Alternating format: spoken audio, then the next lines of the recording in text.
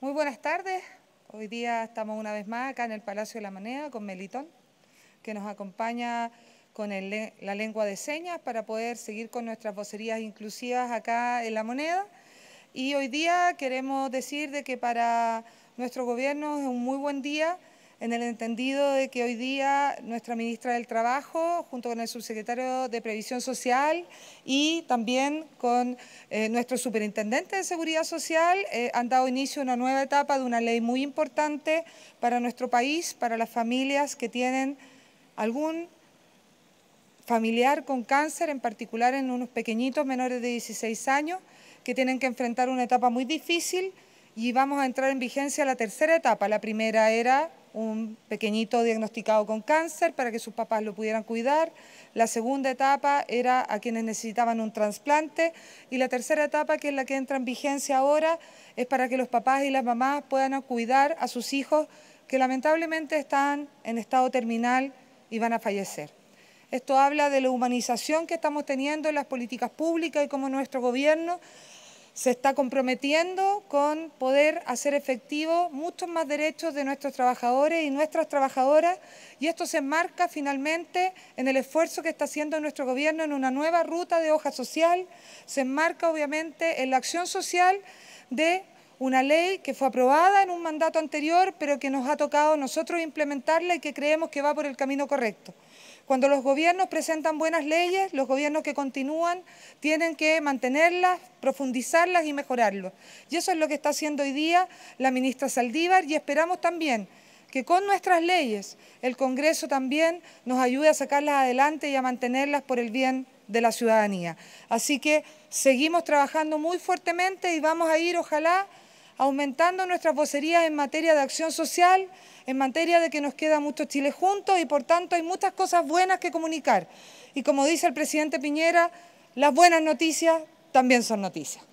Hola ministra, ¿cómo está? Buenas tardes. Muy buenas tardes. Hace unos pocos minutos el DEMRE informó que no se va a rendir finalmente la prueba de historia porque no están las garantías, no hay seguridad. Le quería preguntar cuál es la responsabilidad del gobierno en torno a que no se ha podido garantizar finalmente el orden público que permita que se pueda llevar a cabo este proceso. Nosotros como gobierno condenamos enérgicamente los hechos de violencia que ocurrieron el día lunes y martes recién pasado y que impidieron a miles de alumnos que se habían preparado durante mucho tiempo para rendir esta prueba, que es el mecanismo que hoy día existe y que permite a nuestros alumnos ingresar a la educación superior y finalmente poder cumplir sus sueños. Detrás de ese esfuerzo y de ese trabajo hay muchos padres y apoderados, hay muchos alumnos que esperaban poder rendir la prueba en paz. Por supuesto que condenamos enérgicamente todos y cada uno de esos hechos de violencia, y por eso el Ministerio de Interior, a través del subsecretario del Interior, tal cual como lo dijo el presidente Piñera, va a tomar todas las acciones para sancionar a quienes generaron estos hechos de violencia y impidieron en un hecho extremadamente individualista y egoísta que otros alumnos que querían rendirla, que se habían preparado, que se habían esforzado, pudieran realizar la prueba de selección universitaria, que es el mecanismo actual que hoy día tenemos de ingreso a la universidad. Y en ese sentido también recordar que el presidente dijo que los alumnos que no habían podido rendir la prueba iban a tener una segunda oportunidad. Y esa segunda oportunidad ha sido anunciada hoy día por los responsables del proceso. ¿Quiénes son los responsables de este proceso en materia de la prueba de selección universitaria? El CRUCH y el DEMRE. Y ellos hoy día han anunciado en la vocería que esa prueba se va a poder repetir el día 27 y 28, a excepción de la prueba de historia. La prueba de matemáticas, la prueba de lenguaje y la prueba de ciencias se va a poder rendir el próximo 27 y 28 de enero en establecimientos a definir por quienes son los responsables del proceso, el CRUP y el DEMRE. Y nosotros, obviamente, como gobierno, esperamos contribuir a que esa prueba sí se pueda dar en mejores condiciones que la que lamentablemente tuvimos que ver el lunes y martes recién pasado. Ministra, preguntarle por otro tema, por el Consejo de la UDI. ¿Qué espera el gobierno de esto? ¿Espera que la UDI tome ahí la decisión de descongelar las relaciones con Chile Vamos? Y también si cree que la postura de diputados y senadores de RN de estar en el no con una nueva constitución ayudó a esto. El gobierno confía y cree profundamente en los partidos de Chile Vamos. Valora enormemente la diversidad que tenemos como sector, el rol que tiene la UDI, el rol que tiene Renovación Nacional, el rol que tiene Evópolis y el rol que tiene el PRI. Y nos interesa obviamente que los procesos internos de los partidos transcurran en la mayor normalidad posible. Tenemos que recordar de que este es un gobierno que gobierna en una coalición y esa coalición nos interesa profundamente que trabaje por los objetivos de este gobierno. Cuando el presidente presentó un acuerdo por la paz y la seguridad, un acuerdo por la justicia social y un acuerdo por la Constitución, un acuerdo constitucional, lo que nos interesa es trabajar de la mano con todos y cada uno de esos partidos. Así que esperamos, obviamente, que el Consejo de la UDI transcurra en la mayor normalidad posible y compartimos plenamente todas y cada uno de los llamados que vayan a trabajar en UDIA.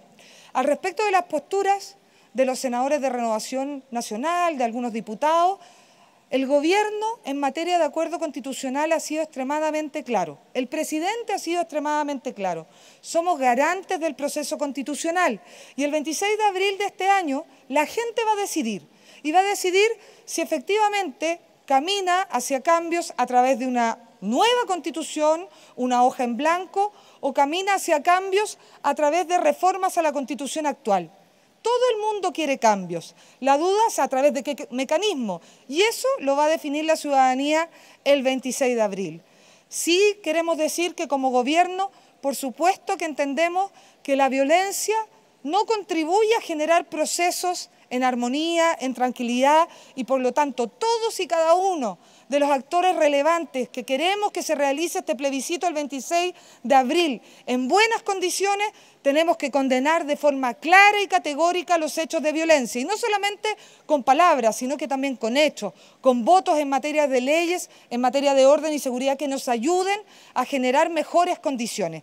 Y por lo tanto nosotros aspiramos y insistimos, como gobierno somos garantes, respetamos todas y cada una de las posturas que tiene nuestro conglomerado y también nuestro país y esperamos que el 26 de abril participe mucha gente para que esa decisión sea extremadamente legítima y válida. Y ahí el gobierno va a tener un tremendo rol. Nos vamos a dedicar con mucha fuerza a incentivar la participación ciudadana. Ministra, a propósito de la interpelación del ministro Mañalich, ¿hubo exceso de entusiasmo del ministro o es una frase poco feliz esto de decir que los libros de reclamo están llenos de felicitaciones? Porque si uno hace el ejercicio, cosa que hizo CNN, los libros precisamente no están llenos de felicitaciones. Nosotros ayer recibimos una interpelación que fue una oportunidad para que el ministro rindiera cuentas ante el Congreso al respecto de los avances en materia de salud y en particular de un proyecto muy relevante para el presidente Piñera que es el Mejor FONASA y cómo construimos un seguro público mejor, más poderoso, que proteja a las personas y que finalmente permita, y esto es muy relevante, que tengamos tiempos de espera que sean regulados, garantizados y donde finalmente avancemos a que nadie muera esperando en una lista de espera y también que el costo de bolsillo, ese gasto que duele tanto cuando uno se enferma, cuando uno no tiene protección, también sea menor. Ese fue el esfuerzo que hizo ayer el ministro Mañalich. Y al respecto del tema del CONPIN, yo quiero poner un contexto. Lamentablemente, cuando nosotros recibimos este gobierno, vimos incluso algunos hechos de violencia al respecto de la espera en materia de pago de licencias médicas en los CONPIN. Y ustedes lo recordarán. Ahí el ministro Mañalich, cuando llega, se le da una instrucción por parte del presidente de intervenir fuertemente lo que son estas entidades para pagar las licencias a tiempo. Y si bien es cierto que todavía pueden quedar algunos problemas, también es cierto, y hay documentos y los podemos entregar, que hay hoy día felicitaciones que hace unos meses atrás no existían. Hace unos meses atrás solo habían quejas, solo había dolor en materia de pago de licencias médicas. Hoy día hay una cantidad importante de licencias médicas que se están pagando en promedio en 26 días a través de la implementación de la licencia médica electrónica. Por supuesto que nos falta por avanzar, pero lo que trató de transmitir el ministro Mañalich es que a diferencia de unos meses atrás, a diferencia de años atrás, hoy día hay gente que está recibiendo su pago a tiempo y que esperamos recibir a aquellos que no lo están haciendo para poder avanzar a pagarle a tiempo porque sabemos que es un derecho del trabajador que es importante e indispensable hacer cumplir. Las cosas no cambian de un día para otro, pero claramente hoy día estamos un poquito mejor que hace meses atrás. Ministra, buenas tardes. En relación a las interpelaciones, hemos visto una serie esta semana, de hecho hay fijado una para hoy, también para la próxima semana. ¿Cuál es la lectura que hacen ustedes como gobierno o también cuál es el camino que está tomando la oposición respecto a llevar a los ministros a interpelarlo a la Cámara de Diputados? Sí, muy buenas tardes. Efectivamente hemos visto una suerte de temporada de interpelaciones. Vimos la interpelación a la ministra Saldívar del Trabajo, que a nuestro juicio como gobierno y también de varios expertos que analizaron fue muy exitosa. La ministra salió muy bien parada, pudo mostrar su gran conocimiento en el tema, pudo mostrar también que tenemos respuestas como gobierno a las inquietudes de la gente, en particular al tema previsional, y por lo tanto lo vimos como una tremenda oportunidad.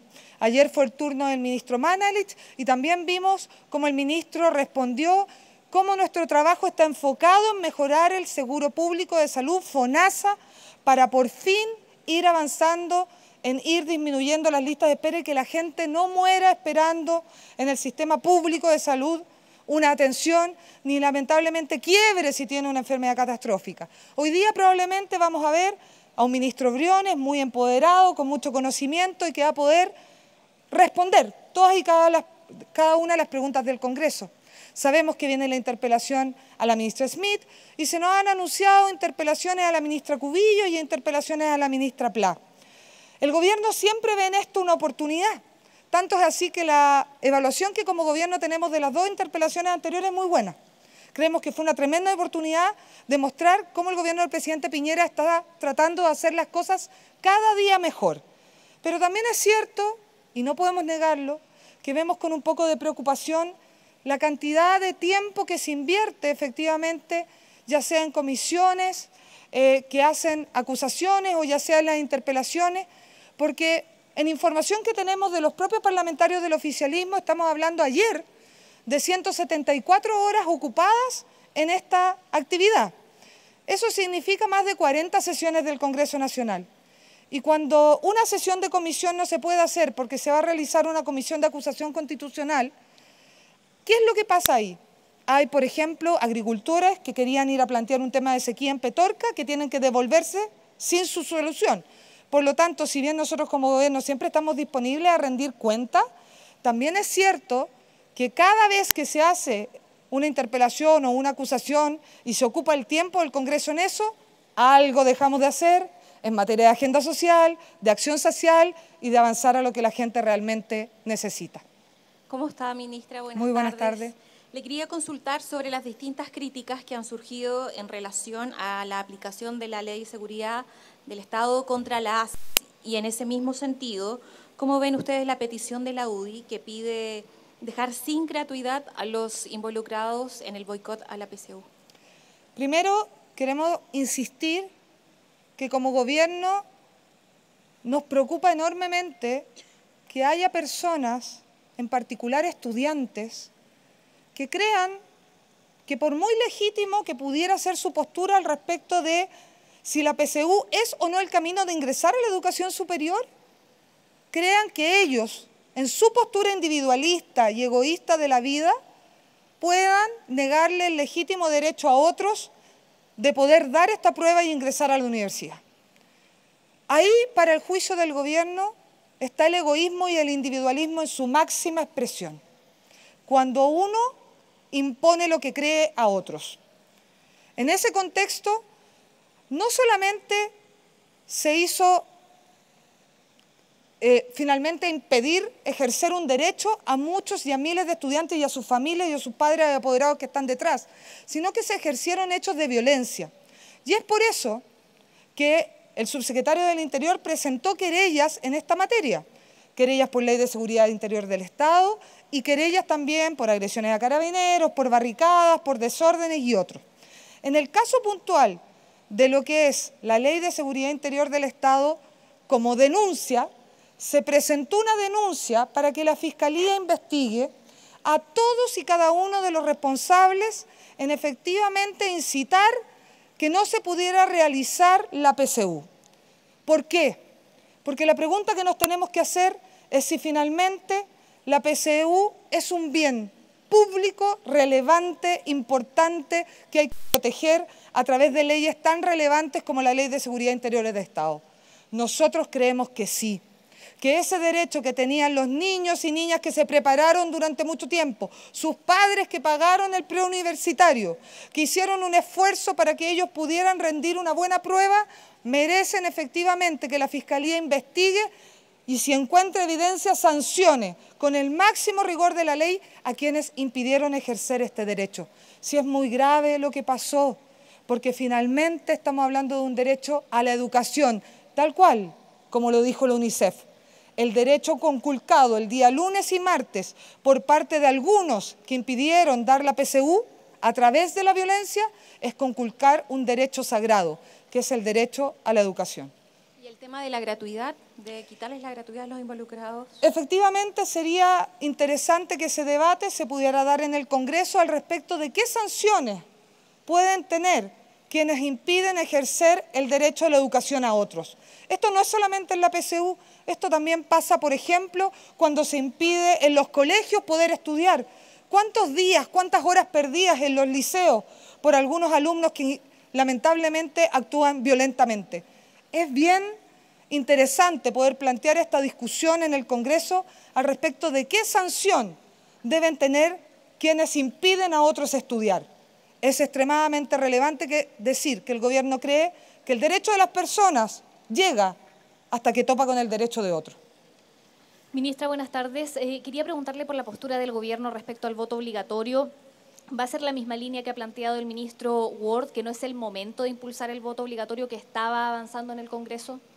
Efectivamente, el voto obligatorio es una discusión que se está generando en el Congreso Nacional. Ustedes saben, ha ido avanzando en las comisiones y por lo tanto nosotros estamos como Gobierno analizando, revisando cuáles son las posturas, conversando dentro de Chile Vamos y próximamente el Gobierno va a emitir una opinión al respecto del voto obligatorio en el Congreso, que es el lugar donde el Gobierno habla a través de sus indicaciones. Pero entonces lo que dice el ministro Ward, ¿es personal o también es del Gobierno, que no es el momento? Nosotros creemos que es muy importante avanzar en esta discusión del voto obligatorio. Aquí hay dos posturas. Una postura al respecto de cómo se hace participar más gente y legitimar más las elecciones. Al respecto de cómo legitimamos más las elecciones significa más participación. ¿Cómo logramos más participación? Puede ser de dos maneras. Una, obligando a la gente a votar a través de una ley y otra, generando incentivos para que la gente vaya a votar. En esa discusión estamos y como Gobierno presentaremos nuestras indicaciones prontamente. Ministra, buenas tardes. Preguntarle por dos temas. Uno, estuvo Luis Almagro acá, el secretario general de la OEA, además de respaldar la gestión del presidente Sebastián Piñera en orden público, en derechos humanos. Le preguntamos también respecto a sus declaraciones y la intervención extranjera, que ha sido un tema durante la última semana. Él dice que es solamente necesario seguir las redes sociales para darse cuenta de dónde vienen los llamados, los movimientos. Él estuvo con el presidente, entregó más detalles, entregó más antecedentes que él maneja como una figura internacional, eso en una parte. Y lo segundo, preguntarle respecto a este artículo de prensa de interferencia, donde nuevamente hacen hincapié en la empresa Hop-In, que tendría relación con el hijo del presidente Sebastián Piñera, hablamos de Cristóbal Piñera Morel, y se lo quiero preguntar bien específicamente porque la respuesta ha sido que él ya no participa. De hecho, la empresa respondió a través de Twitter que en el 2018 dejó el directorio y que ya no participa en las gestiones de 2015. Pero el mismo artículo dice que esta tiene una propiedad de matriz homónima registrada en California, Estados Unidos, y según los registros disponibles en Norteamérica, el hijo del presidente sigue ligado a esa empresa. ¿Cuál es la versión del gobierno al respecto? Sobre la visita, lo primero es decir de que agradecemos el reconocimiento del compromiso del presidente Piñera por parte de la OEA en materia de esfuerzos de recuperar el orden público. Es un tema muy relevante para muchos chilenos y chilenas y el gobierno está poniéndole mucho corazón y mucho esfuerzo a poder ir recuperando poco a poco la cotidianidad y hacer los esfuerzos para evitar las escaladas de violencia de estos meses que fueron realmente duros y difíciles de enfrentar. Lo segundo, el reconocimiento que se hace al compromiso del gobierno del presidente en materia de derechos humanos, que creemos que es muy relevante porque es la verdad. Desde el día 1 este gobierno ha estado muy comprometido a enfrentar esta crisis político-social que tuvo épocas de violencia muy duras con irrestricto compromiso en materia de derechos humanos. Y lo tercero, el secretario general de la OEA ha dicho siempre, y ustedes pueden ver las declaraciones, que tiene una tesis al respecto de lo que es la intervención extranjera. Nosotros como gobierno ya hemos definido nuestra postura y decimos de que ahora esperamos que todo y cada uno de los antecedentes los investigue la Fiscalía, a quien les corresponde determinar quién estuvo detrás de la destrucción masiva que tuvimos en nuestro país, no solo en la región metropolitana, sino también en el resto de las regiones. Ahora creemos que es la Fiscalía la que con todos los antecedentes, ojalá nos entregue a la brevedad a los responsables. ¿Y la otra? A la situación del hijo del presidente y este artículo Sí. de interferencia. Efectivamente, la persona a la que usted se refiere ya ha aclarado la situación en varias oportunidades y por lo tanto nosotros desde La Moneda tenemos que decir que cualquier consulta hacia la persona en particular, porque nosotros no tenemos nada más que agregar. Ministra, buenas tardes. También le quiero hacer dos preguntas. Una, reiterarle la pregunta que le hizo al principio la colega, que no fue respondida, respecto de alguna responsabilidad política, de quizá no se previó lo que iba a suceder con el tema de la PCU, actuó tarde el gobierno, hubo algún error que no se pudo anticipar a los hechos. Y lo segundo tiene que ver con la respuesta que envió el gobierno a la ONU por el tema de la violación de derechos humanos, donde dice que los perdigones que se usaron son de goma. Hay un estudio nuevo que no se conoce porque eso es totalmente distinto a lo que dicen los exámenes, los estudios que incluso hizo Carabineros en su momento. Voy a partir con la última pregunta. Quiero aclarar de que el informe al que hace referencia un medio es un informe que en realidad es una respuesta que se entrega por parte del Gobierno de Chile a una consulta hecha por 8 relatores de Naciones Unidas que pregunta temas específicos a los cuales se le contesta por parte del Gobierno, y para claridad de quienes nos están viendo, no tiene nada que ver con el informe de la alta comisionada de Naciones Unidas, la expresidenta Bachelet.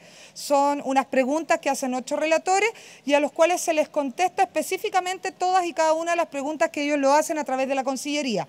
Una de las preguntas hablaba de cuáles eran las herramientas que tenía Carabineros para enfrentar el orden público, y lo que hizo el gobierno fue entregar la información oficial que está en las órdenes de compra y que está en la información del proveedor al respecto de cada una de las herramientas que tienen control de orden público. Por lo tanto, lo que hizo el gobierno fue entregar la información oficial de Carabineros de la compra que se hizo de todas y cada una de las herramientas de disuasión en materia de orden público.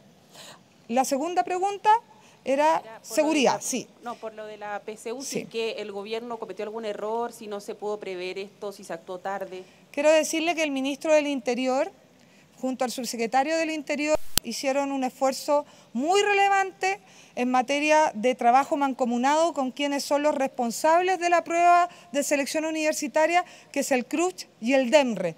Y en ese sentido se hizo la coordinación mayor que le correspondía al gobierno para poder resguardar el orden público y la seguridad afuera de los establecimientos, porque recordemos que dentro de los establecimientos la responsabilidad la tienen quienes organizan los procesos, tanto es así que es el DEMRE quien tiene que hacer la investigación de por qué se filtró la PCU de historia y terminamos lamentablemente teniendo que eliminar esa prueba. En ese entendido, yo quiero decirles que hubo muchas reuniones y mucho trabajo por parte del ministro del Interior para poder coordinar el resguardo del orden público y de la seguridad. Si aquí hay responsables, hay grandes responsables, sin duda alguna, que son quienes llamaron a hacer un boicot a la PCU. Uno podrá comprender, tener visiones diferentes al respecto si este es el mejor mecanismo o no, pero sobre todo cuando ya había cambios, como que, por ejemplo, este era el último año que tenían responsabilidad el CRUCH y el DEMRE y esto va a pasar a la Subsecretaría de Educación Superior, cuando ya había cambios en curso para poder conversar sobre nuevos mecanismos de ingreso a la universidad y ya había llegado el momento de dar la PCU, no correspondía bajo ninguna forma hacer un llamado a un boicot ni generar acciones de violencia para impedir que estudiantes pudieran dar la PCU. Hablemos las cosas como son. Si hay responsables al respecto de que haya más de 90.000 alumnos que no pudieron rendir la PCU como correspondía, son quienes llamaron al boicot y quienes ayudaron con violencia a tener que lamentablemente suspender las pruebas. Buenas tardes, ministra. Muy buenas tardes. Respecto a la presidencia que ha hablado el gobierno en cuanto al plebiscito de abril, Sí. Quisiera saber si se elaboró, se va a elaborar alguna suerte de instructivo presidencial como en otras oportunidades en procesos electorales para evitar las opiniones que han manifestado algunos ministros en la última semana en uno o en otro sentido? Quiero decirle que aquí la postura del gobierno es clara. El presidente ha definido prescindencia total del gobierno en materia constitucional. Nosotros abrimos el camino, el presidente lo abrió aquel día que llamó al acuerdo por la Constitución para que pudiéramos tener este plebiscito el 26 de abril. Lo que nos corresponde como gobierno es incentivar la participación y lo vamos a hacer con mucha fuerza. Queremos que sea mucha la gente que participe y ojalá fuera una muy buena meta lograr la participación de las elecciones presidenciales e incluso un poco más. Ese es nuestro objetivo y vamos a trabajar para ello. El gobierno respeta todas las posiciones en este contexto. Las posiciones que están a favor de avanzar a una nueva constitución en una hoja en blanco o las posiciones que están por avanzar en cambios con los instrumentos que hoy día existen a través de reformas a la constitución actual. Le parece legítimas ambas posturas y es la gente la que decide. Y esa instrucción es instrucción presidencial y efectivamente el gobierno tiene que acatar esa instrucción presidencial. Al respecto de si va a haber un instructivo o no, quiero decirle que el presidente ha sido claro y categórico en esto. Si el día de mañana es necesario ponerlo en un papel, se pondrá en un papel. Pero la instrucción del presidente es ser garantes. Somos garantes y respetamos las posturas de los diferentes partidos de Chile Vamos. Muchas gracias, chiquillos.